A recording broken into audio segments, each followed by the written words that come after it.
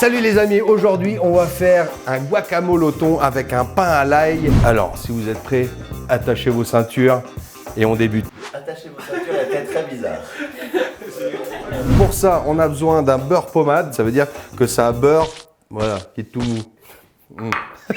Et pourquoi? Parce qu'on va le mélanger avec notre persil et notre ail qu'on va finement hacher. Donc on prend notre beurre. Si jamais vous avez du beurre dur qui sort du frigo, vous mettez 10 secondes au micro-ondes, vous le sortez, vous mettez 10 secondes jusqu'à ce qu'il soit onctueux comme ça. Une gousse d'ail, du persil, et là, hein, tu vois, si je le fais de derrière, ça va pas.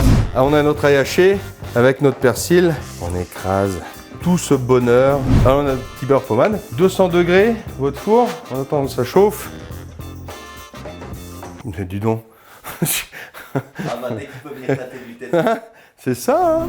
Pour notre guacamole, prenez un bon avocat bien mûr, vous coupez sur le noyau, hop, et après vous twist. Et voilà. Et là, pour enlever le noyau, tu tapes dessus, hop, twist. Et avec ça, tu peux faire une plante ou pas.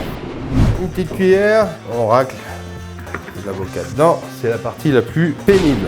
Il faut écraser l'avocat. Voilà. Du citron vert pour stopper l'oxydation de l'avocat. Demi-citron, vous pressez à votre goût. T'en veux plus, t'en veux moins. Moi j'ai des petites épices mexicaines que vous trouvez partout dans les grandes surfaces. Mais poivre et ça va bien. On balance notre thon. Pareil, pas de poids, pas de mesure les amis. Hein. Vous mettez ce que vous avez envie. Si vous n'avez pas le temps, mettez pas de thon. Vous aimez pas l'avocat, ça va être compliqué. Ah, oui, c'est bon ça. Pour notre petit pain à l'ail, fait maison bien sûr. Le beurre avec le persil et l'ail. Puis t'en mets un.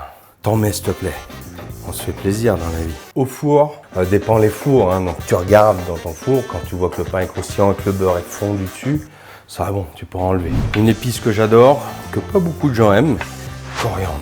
Tu haches coriandre dans ton guacamole. Oh, regarde-moi ça. Ouh, je me réjouis de manger ça. Ce que vous pouvez faire en attendant, c'est mettre une partie dans un bol. Ah, là, on y est. Bon. Chaud, c'est bon. Prenez le guacamole, faites pas les radins, hein. Faut en mettre. Tu t'en mets, tu t'es content. Déco, tu peux mettre ce que tu veux. Moi, regarde, je vais mettre un peu de radis, hein, quelques petites décos comme ça, tu t'amuses un peu. Voilà nos deux petites variantes. Variante 1, la tartine, ce que je vous conseille de faire à 100%. Variante 2, le guacamole que j'avais mis de côté, qui peut vous servir avec des bonnes petites chips. Ou si vous voulez présenter un truc sur table, prenez une petite noisette, mettez ça dans une petite feuille d'endive.